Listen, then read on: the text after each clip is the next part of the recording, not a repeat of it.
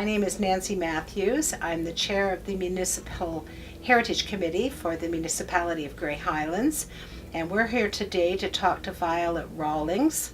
She's 95 years old. She's lived in this area most of her life. She has all kinds of great stories to share about her life here on a rural farm in Osprey, where there was a lime kiln.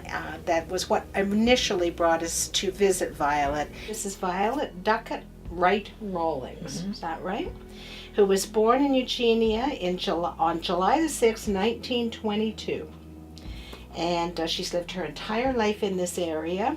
Violet, I want to thank you so much for agreeing to talk to us today and share your memories. Now, your grandfather, John Henry Duckett, emigrated from Warwickshire in, it says 1860s in the history book. They with his wife and their one son, Tom.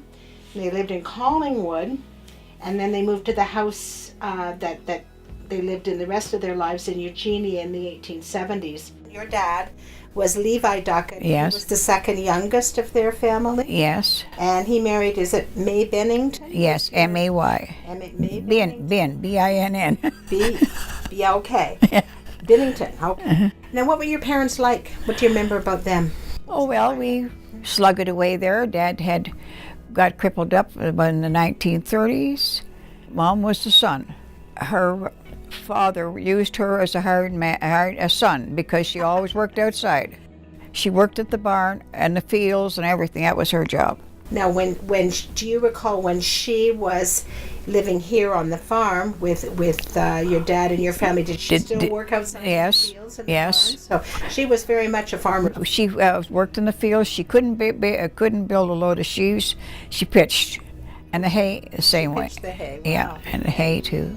Now, your parents bought this farm in 1929. Yes. Now, do you remember anything? Where did you live before that? We were living out on the back line of Flesherton. I can take you to the house, but I can't tell you where. East back line or west back line? It'd be the east back line. Okay. As far as living here on the farm after your parents bought it in 1929, you were 7 when you moved in here, and did you have... Was it 1929? Or That's what you said. I think it'd be 1920. Well, maybe it was this February, because I'd be 7 years old, but I wouldn't be till July, you see. That was it. You were still 6. Now, early on, I mean, did you have chores? I guess all kids living on farms had chores. Oh, yes, I chored in the barn milk cows. Yeah, what other kind of chores did you have? Well, I used to go and have to feed the little pigs, put the feed out for them, and we had cattle. Yeah. And okay. Now, I suppose back in those days you had an outhouse, right? oh yes, you can see where it was out back here, way back. Yeah. I'll show you when you go out. We never had a bathroom until, oh lordy, Joe put the bathroom in. Okay. And that would be 1962. Wow. So all the time raising your kids and everything, it was just an outhouse. Well, there you go. And we didn't have any hydro even then. I was just going to ask that. We no hydro for quite some time. So what did you do? Gas lanterns and use it? We had lamps, and we also had an Aladdin lamp for the dining room table. Oh yeah. We didn't use it every day, just if company was here. Yeah. Now, so if your mom was working doing the farm, who did the cooking?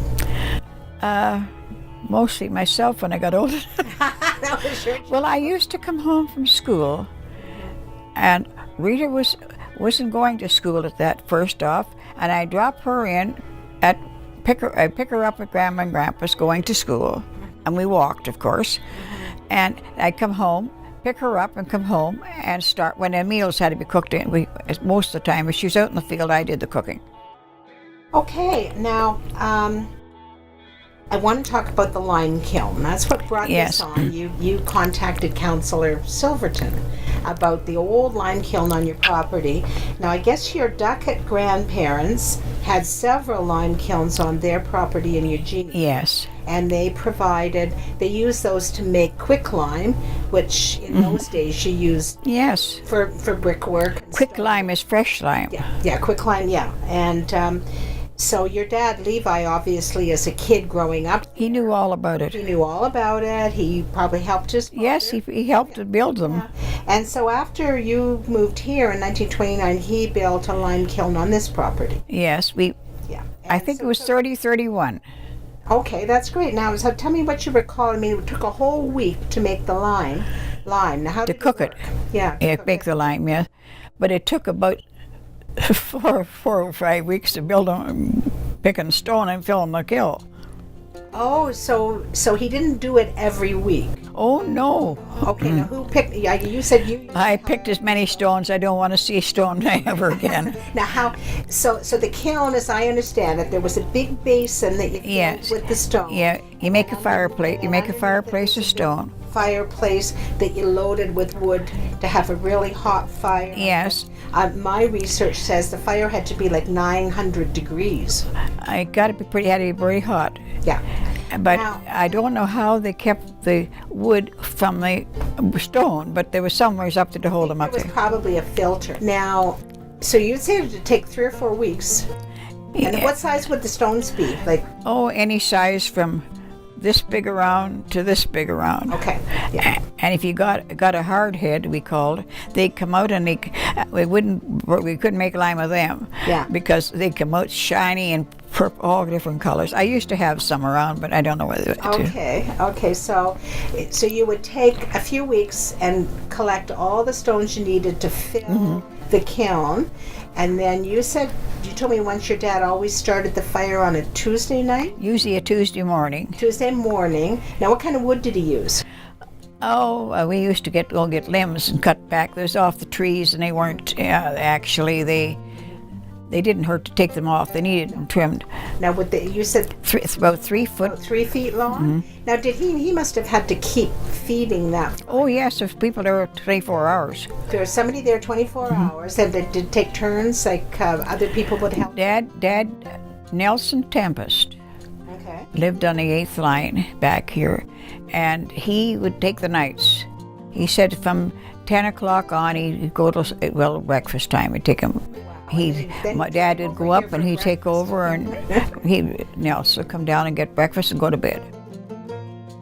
And now, how long did the fire burn? From Tuesday till Saturday night.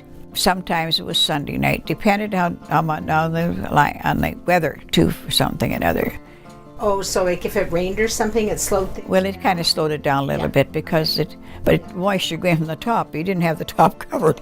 Yeah. Oh, so some of the old kilns did have covers, but yours. Not that I know of. I can't remember of a cover out there. Yeah. But when it was finished, you knew the last night you had to burn it would be the blue flame, and it was beautiful. You could say they could see it in Dundalk.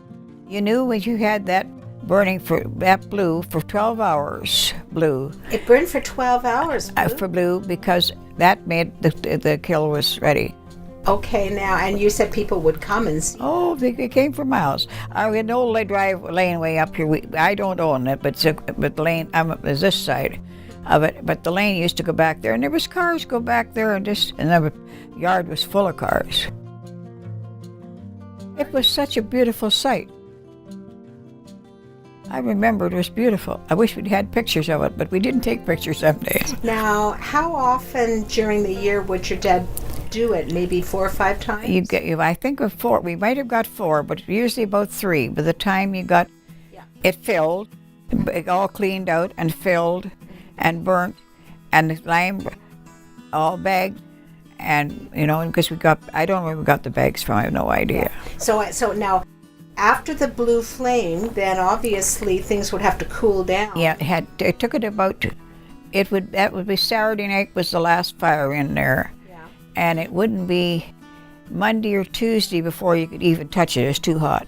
Okay, now then the rocks would come. would the rocks still hold after they? I can't tell you. I remember seeing some rocks, but you touch them and they just... Yeah, so that's my information is you kind of pounded them and that's... Yeah, some of them had to be, but and others then you didn't. bagged it for sale. Yes. Do you remember what the cost was? No, I couldn't tell you. Yeah. I couldn't tell you, but I think it was about $2 or something a bag. How big was the bag? Well, it was a good size bag. Size bag? Yeah.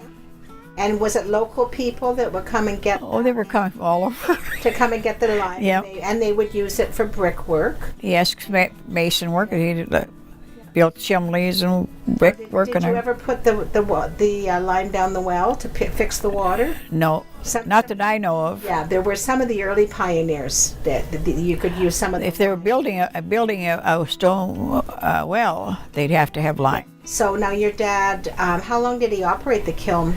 About 4 years, because he had got rheumatism and he was going around in canes and had to hire help to work it. Yeah. Okay. And that's a big job. Now, all right. Let me get to this. I think it's this one. That is my first wedding in 1944. And your husband was Arthur... Right. Arthur Wright. No related to any of the Wrights around here. Now, who is that with you, that stood up with you? It was his brother that stood up with Harry, and Evelyn Lyons in Markdale was my bridesmaid. Evelyn Lyons and Art's brother. Didn't you live here with your first husband? Yes. Art Wright. We moved here in... we moved here when? We were here twice. He got work someplace else, was able to work somewhere else. Thank God we weren't here, because I don't know how I'd have managed then. But anyway, we lived out by Dundalk, and we came here. We came here in '51. Sharon was born out there. Sharon was born here. Yes. You already had... Wayne was born here. But Sharon was born out the other. She was born in a nursing home. Oh. Well, Wayne was actually born in Markdale Hospital. Well, there you go. Good for Wayne. Okay, so this is a family portrait.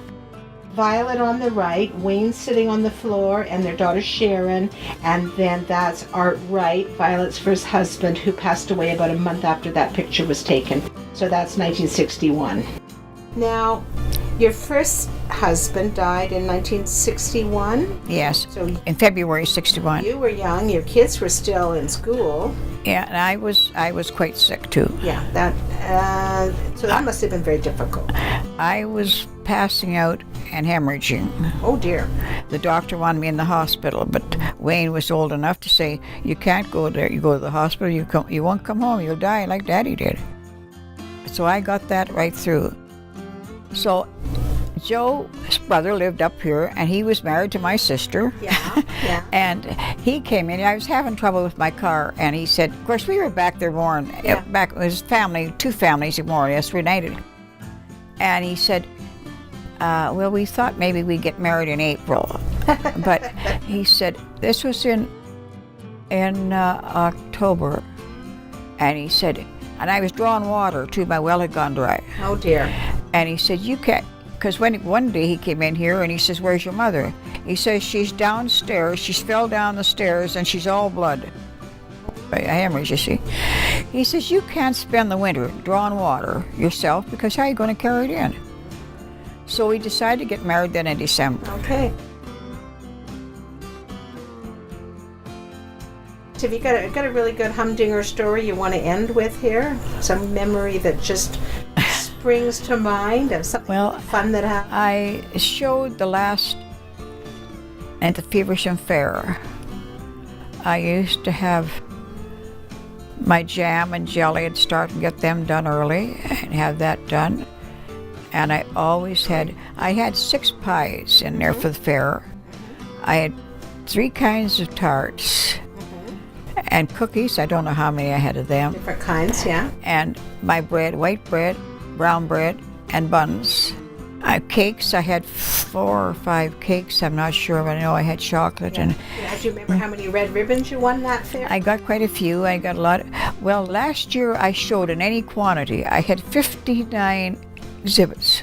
I don't know how many firsts I had, but I had 3 or 4 gift certificates, and I got a lot of firsts, a lot of prize money. But my prize money amounted up to over pretty close to $200 Wow. with all the other things I got with it. Well, you know, it sounds like you've had a very long and very productive life, and you've lived most of it But here. I had to work and slave for everything I got.